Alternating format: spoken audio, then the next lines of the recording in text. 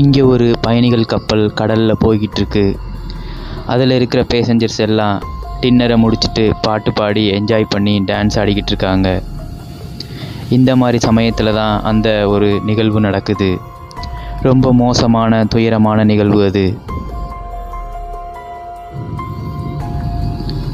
கப்பலில் ஏற்பட்ட ஒரு தொழில்நுட்ப கோளாறு காரணமாக ஒரு ஒயர் அதோட டென்ஷனை இழந்து வேகமாக ஆடிக்கிட்டு இருக்கவங்களோட மேலே படுது.